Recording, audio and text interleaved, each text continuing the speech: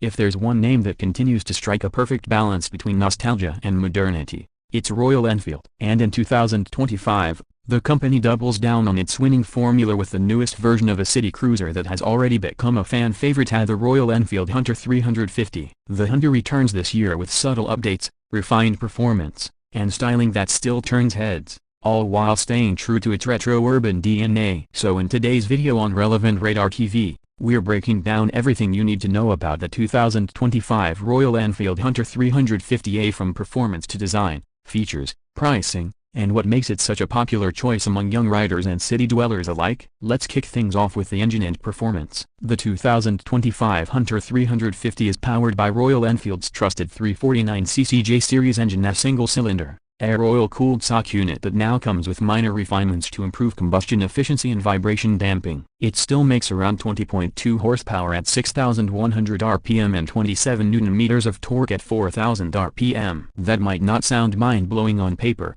but in real-world urban riding, the low-end torque delivers the kind of zip that city riders crave. The engine is mated to a 5-speed gearbox that's smooth and intuitive. In this updated version, the shift action feels slightly more refined than the previous model, with improved clutch feel and less notchy transitions. Royal Enfield has worked behind the scenes to refine throttle response. It's crisper now, with a cleaner low RPM response that makes start-stop riding in traffic less jerky. But the real magic lies in the Hunter's urban handling. The double down-tube spine frame, shared with the Meteor and Classic 350, feels surprisingly nimble when mated with the shorter wheelbase and steeper rake of the Hunter. This bike tips in effortlessly and feels planted through tight corners, narrow lanes, and roundabouts. The 17-inch wheels are now fitted with slightly improved Seat Zoom XL tires in 2025. They offer better grip, especially in wet conditions. Whether you're filtering through traffic or zipping through a crowded marketplace, the Hunter 350 remains confident and agile. Suspension duties are handled by a 41mm front fork and twin rear shocks. Though this setup leans more toward comfort than aggression,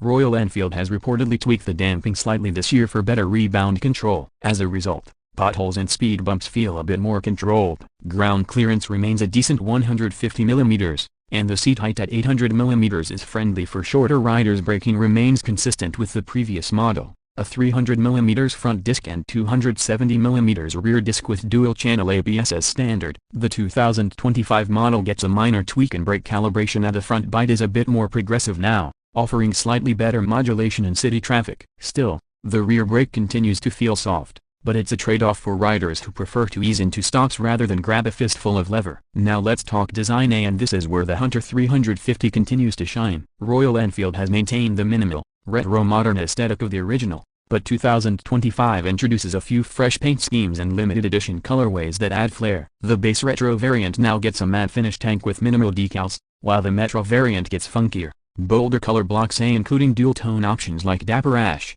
Rebel Red, and the new Urban Electric Blue. The round headlamp is still halogen, though many were hoping for a full LED setup in 2025. However, the taillight and indicators remain LED units. The instrument cluster still features the semi-digital layout and analog speedometer paired with a digital LCD inset that shows fuel, trip, clock, gear position, and warning indicators. The Tripper navigation pod is still optional on the Metro variant and works seamlessly when connected via the Royal Enfield app. Ergonomics are one of the Hunter's strongest suits. The flat handlebar, center-set footpegs, and upright seating position make it extremely comfortable for city commutes and occasional weekend rides.